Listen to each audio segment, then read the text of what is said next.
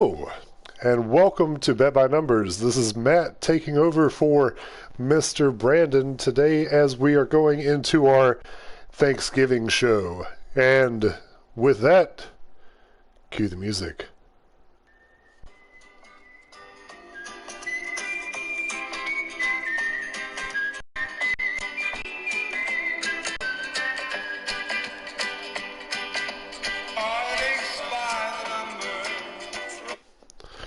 All right, we're coming into week 12 of the NFL football season, and it only gets crazier, to be completely honest. So we're going to start off with this pre-Thanksgiving show early on Wednesday, November 24th. We've got 3 games tomorrow, so everybody's got to get ready to see what numbers they got to bet by. Of course, every time there's a Thanksgiving game, we've got the Lions and the Cowboys involved. For years and years and years, the Lions and the Cowboys played. Everybody had to watch. Well, they didn't really necessarily have to watch. And over the years, they expanded that into 2 games. And now we have 3. So with the first game, we've got the Lions giving up 3 points to the Chicago Bears. And the Chicago Bears, they're terrible as well. So there's not a whole lot to say in this game. We're going to give you some DFS recommendations on this as well as we go into the game, but Chicago's favored by 3.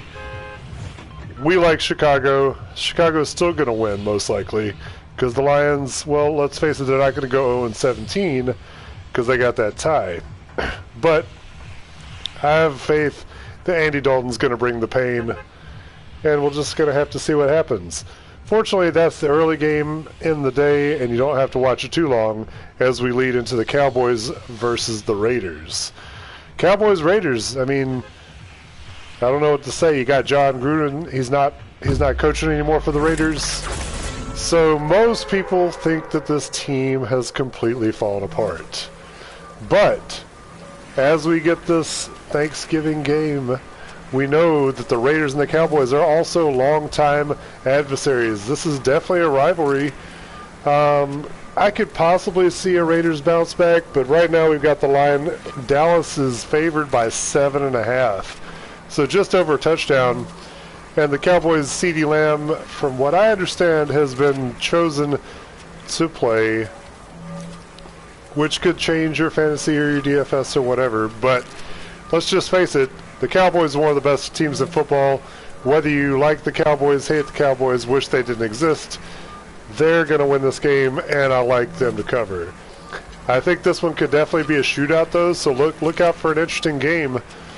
Although most of us, and when I say most of us, I mean probably all of us, will be in some kind of food coma halfway through this game.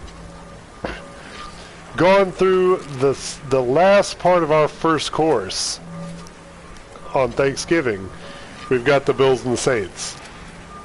And, looking at this game, like after week 4, we're like, man, the Bills, amazing team. Saints still have potential. Bills are kind of on a slump. They really need this game to get back right. I definitely see them, as the Bills are favored by 6, coming back into their own. Josh Allen's got a lot to prove.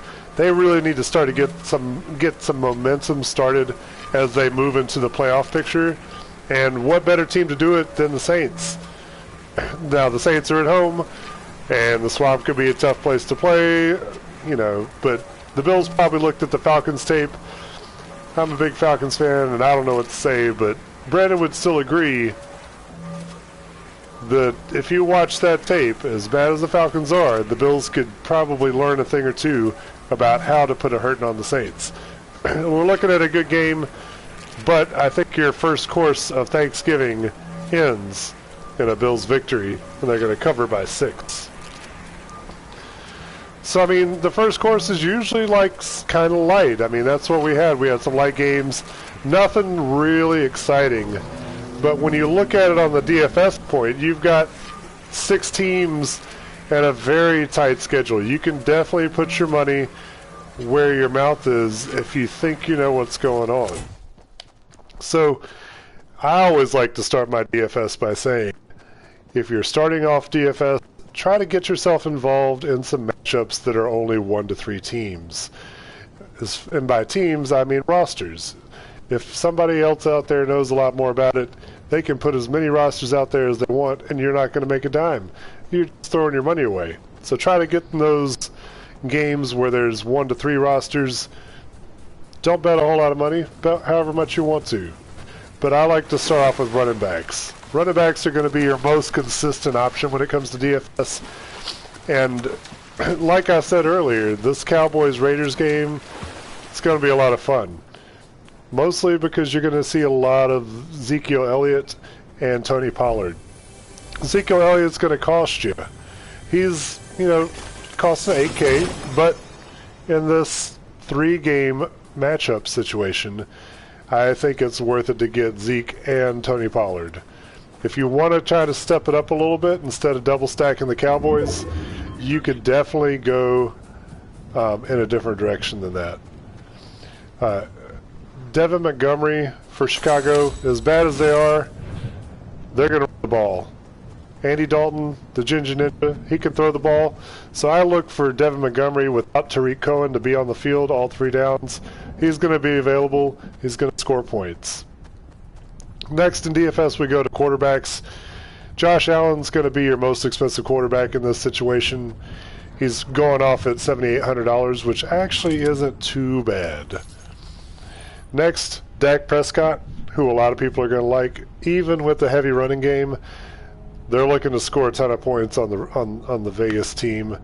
The Raiders are going to have a hurting coming on, but if you want both teams to score and you think the Raiders can go back, you got Derek Carr at $5,900. Finally, moving on. Well, not finally, but we're moving on to tight ends. Super exciting, I know. But if you want to spend some money on a good tight end, you got the Walrus with Raiders. He's going to cost you about $6,400. Schultze there in Dallas is going to cost you about $5,300. Or if you want to get cheap, you can always go with Cole Kmet. Cole Kmet with the Bears at $3,700. That sounds pretty tasty.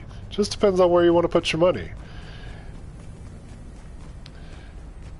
Defense and special teams is pretty much a garbage fire on a regular basis. I think it's pretty impossible to decide whether or not this defense is going to score points, if they're going to allow points. So you got turnovers, who knows? So I like to go this garbage fire and pick the cheapest one that I can. When it comes to these games on Thanksgiving, I like either Detroit or Chicago. You pick your poison. Detroit's going to cost you $2,400. Chicago's going to cost you $3,000. Not too bad if you ask me. So whoever you think is going to make the most turnovers, that's what you want to go with. Go with your gut. I always like to finish off with the wide receivers. There's so many good wide receiver options, and by the time you've gotten all these points in the lineup filled up, you can know what you want to put your money into. If, for some reason, that CeeDee Lamb does not play, Cedric Wilson is a great option. Cedric Wilson with the Dallas Cowboys is going to cost you only $3,500. And with $3,500, that would allow you to put your money somewhere like, I don't know, anybody. Stephon Diggs, you can pay for Stephon Diggs. He's probably the most expensive one out there. But when it comes to these guys, I like Cedric Wilson. I like Emmanuel Sanders, is going to be $4,800. Josh Allen's going to throw the ball around. New Orleans doesn't really have the most impressive defense, but neither do the Bills. And that's why I like Callaway at my top priced option at $5,000 to round up your Thanksgiving Day DFS. Moving on to the second course, we've got all kinds of games at 1 o'clock. 1 o'clock is the bounty time, and of course, we're going to start off talking about my Falcons, who are in a game in Jacksonville. They're going to call this a pick'em game. I do admit that our defense is trash here in Atlanta, but I expect the Falcons to bounce back. In a pick'em, all they have to do is win by 1, so why not pick the Falcons? I can think of lots of reasons why. unless they're playing Jacksonville Jaguars. Next up in our second course, we've got a divisional matchup with the Bengals and the Steelers. Bengals are sitting at home, coming off a win by, 7,800 field goals by their kicker, who probably upset several people in their fantasy matchups last week. But they're playing against the Steelers, and the Steelers might not have Najee Harris at full steam. So I like Cincinnati favored by 4.5 in this game to continue to move up the ranks in this really competitive in AFC North. Next up in your second course, we got the green bean casserole. This green bean casserole is my favorite thing. And if you like green bean casserole, then you're going to like this game again with the Colts and the Buccaneers. We're talking Tom Brady, and we're talking probably one of the hottest teams in football right now with the Indianapolis Colts. Jonathan Taylor is on top of the world. And let's just face it, Carson Wentz looks like he knows how to play football again. And if you know how to play football, you might be able to beat the 44-year-old Tom Brady. Antonio Brown's not playing. There's some kind of rumor about, what's going on with his COVID vax card. We're just going to let the team figure that one out, but this is going to be an all-timer. Tampa Bay is favored by 3, but I think that Indianapolis rides that heat wave and takes care of Tom Brady and his Buccaneers. As we continue to get juicier, we're going to move on to something with a little more stuffing. And you know what's better than stuffing is CMC. That's Christian McCaffrey stuffing the ball down the Miami Dolphins' throat. We've got the Panthers favored by just 2 versus these Miami Dolphins. I think this could be a good game, but I think we see a lot of C-Mac. C-Mac is your bet here. And, let's be honest. Cam Newton did look pretty good in that game. And I think that the Carolina Panthers will have no problems putting these Miami Dolphins away on Sunday. As we move forward, we're deep into the second course. You probably got that sweet tea flowing. You might even need a cup of coffee before your pumpkin pie. But the Tennessee Titans are not favored as they go into this matchup against the Patriots, who have really kind of been an up-and-coming team here. As much as the public in Vegas like this Patriots, I like Tennessee to get back on track. They went ahead and ditched Adrian Peterson. The Bionic Man has been good in the past, but let's just face it, he's too old. I like a lot of Deontay Foreman in this game. I think that he's going to run all over the place, but I think that Mike Vrabel's Tennessee Titans are going to pull the defense together and beat the New England Patriots at home. Next, in this second course of action, we've got some family arguments. And by family, I mean the NFC East, because the Eagles and the Giants are going to go head-to-head. And you know what happens when that happens? Almost nothing worth watching. Oh, this guy, he's a real person. I think he was trying to figure that out too.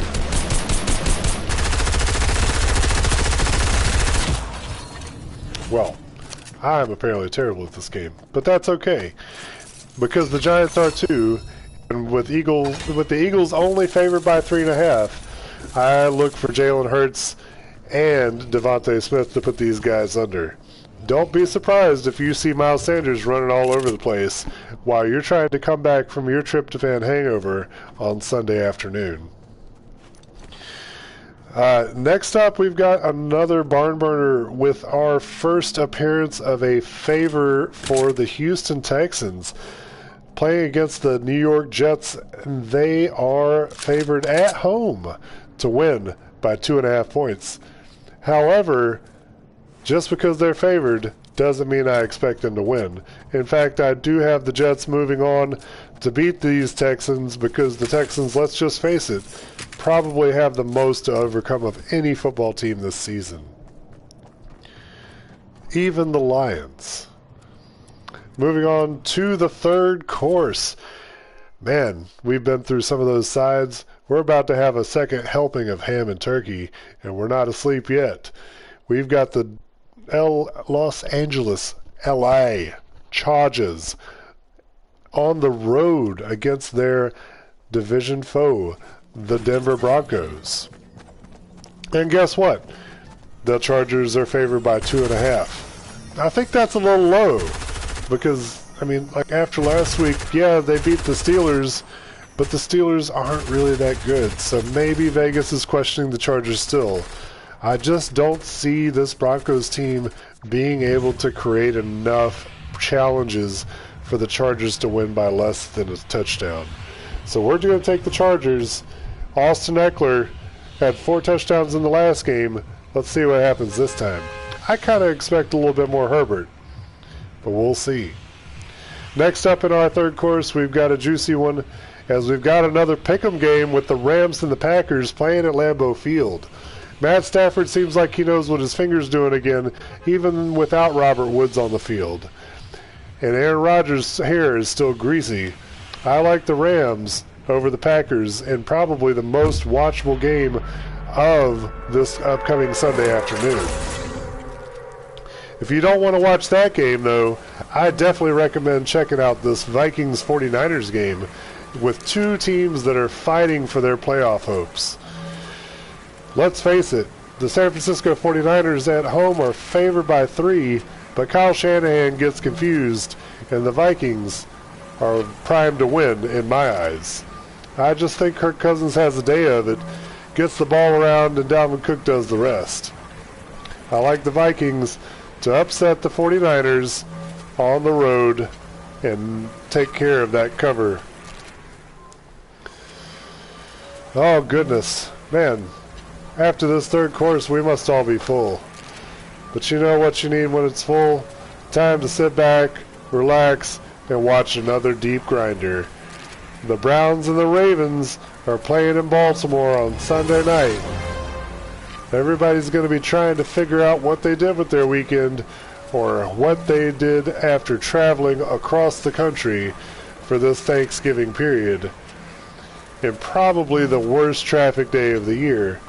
The Browns have to go to Baltimore and deal with a 3.5 point Baltimore favoritism.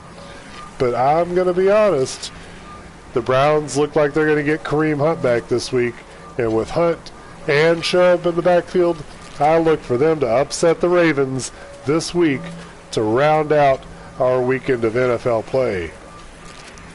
Man, that fourth course was nice. We had all the helpings we could get. I think we're going to go into dessert. What do you like for dessert? I like pumpkin pie myself, but you might want some sweet potato pie. You might just want some ice cream or a brownie or a nap. I think a lot of people are going to take off this Monday, but they're going to be taking off for nothing if they're going to be watching the Washington football team and the Seattle Seahawks try to figure out how to play this football team on a full stomach.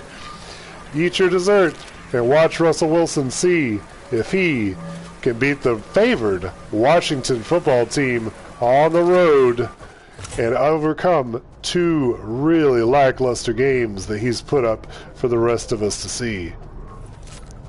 I like Russell Wilson to really make a comeback and beat this strangely favored Washington football team on Monday night for everybody to see. And let's be honest, the Washington football team did beat Tom Brady, but I see it a different way. Like Ron Rivera, he played in the NFC South. He knows how these teams play. There's nothing that he is surprised about. Even the Saints. But let's face it, he can't beat all of them. He just has to do what he can. And beating Tom Brady, that's going to be high on the list of things that save this guy's job at the end of the year. Washington football team might not be making the playoffs, but they beat Tom Brady. Well, we've been through all the courses of Thanksgiving. We got dessert and everything. You're still hungry for more, we got a few more DFS options for your Sunday lineups. Again, like I said, do not gamble frugally. Try to get involved in things that you feel like are possible. You know what most people think is possible? The #1 running back this week, Mr. Jonathan Taylor, is going to cost you $9,100. If you think he's going to score 5 more touchdowns, I would absolutely not hesitate to spend that money. If you're like me, probably not spending the money. I look for guys that are going to be consistent. That guy is definitely one of those. C-Mac is another one. And C-Mac's going to only cost you $100 less. So we're probably not going to go in that direction either. Well, who I like this week is Joe Mixon. Joe Mixon's playing with Cincinnati, and I would have to say that, in my opinion, they're probably one of the most balanced teams in football. Cincinnati Bengals versus the Steelers. Joe Mixon's going to give you good points, and he's only going to cost you $7,500. The other running back I like to highlight this week is James Robinson. I know. He plays for the Jaguars, and they are terrible. We all realize that. But they are playing against the Atlanta Falcons at home, and the Atlanta Falcons have a terrible defense. James Robinson's not only good at running the ball, he's going to consistently give you numbers, and he's going to be their third down option. James Robinson couldn't be a better pickup this week for $6,200 at the running back position. And if you get close to that flex spot, or if you really need a couple budget guys, I really like Miles Sanders against the Giants for $5,100, or even Devontae Foreman playing for the Titans up in New England, pounding the ball for $4,800. For quarterback options, you got Tom Brady topping off your list at $7,600, which ain't too bad, to be honest. Tom Brady, man, it's going to be it's going to be an all-timer, and he's going to need a lot of touchdowns this week. We've also got Jalen Hurts. This guy is the #1 quarterback in fantasy football, believe it or not. He's had lots of rushing touchdowns. Devontae Smith has really come alive, and I think these guys have grown together. He's going to cost you $7,300 at the #2 spot. But if you're like me and you want to save some money and you still want a quality guy, you're going to take Justin Herbert for $6,600 against Denver, because he's going to throw a bunch of touchdowns and make you happy, and maybe make you some money. When we look at tight ends, again, I like Hunter Henry. Hunter Henry with the New England Patriots is only $4,500, and I can definitely see Mac Jones going to him early and often. And if you want to spend a little less, we've got Mr. Conklin from the Minnesota Vikings coming in at $3,700.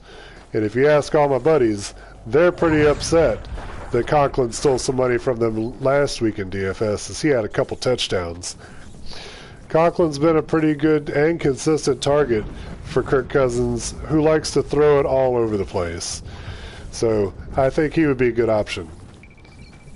Finally, we're going to get to our defensive trash pile. And by the trash pile, I mean the treasure chest.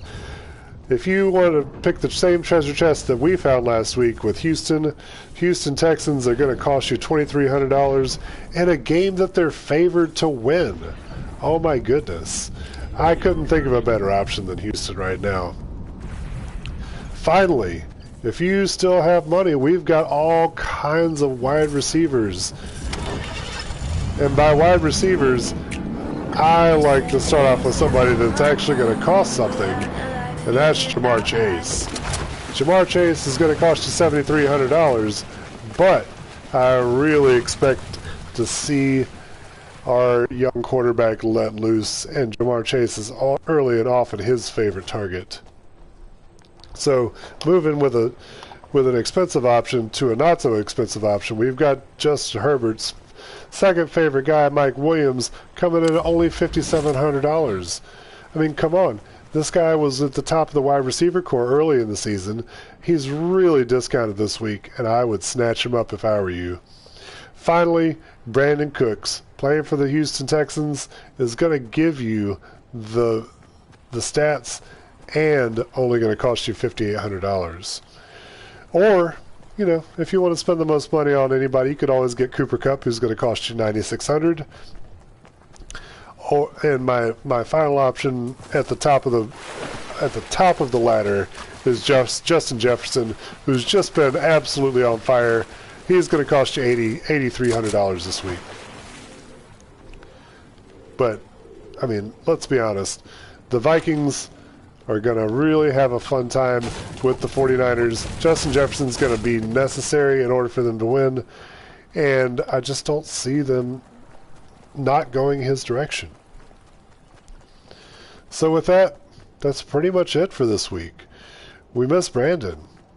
We love you guys, and we appreciate you listening to us. Because we know, in the end, we all love football. I'm going to see if I can heal myself, and oh my goodness. Just in the middle of healing myself, I found myself on the other edge of the circle. It's terrible. Alright, let's get in this vehicle, see if we can get out of here. See if we can't not get shot.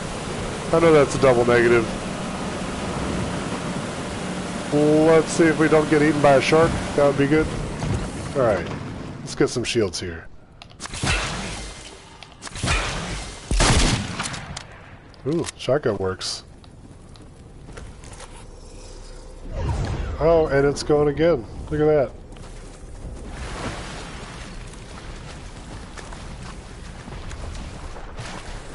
This circle really moves fast. I don't know how many of you guys play Fortnite. I'm definitely a Call of Duty kind of guy, but this Fortnite's pretty cool. That's not what I want. Okay. Let's see if we don't die here. Please, don't forget, we're on Twitch. We are on iTunes, and most importantly, Spotify. I don't think I'm going to make it through the circle. Oh my goodness. The circle's moving way too fast for me. I should have stayed in the boat. Man. I think with that, we're just going to say what is what. And I appreciate you joining. Come back and join us next time. We might even have some NBA coming up for you guys if you want to talk about LeBron and how he thinks he can fight other players. Come back and see us.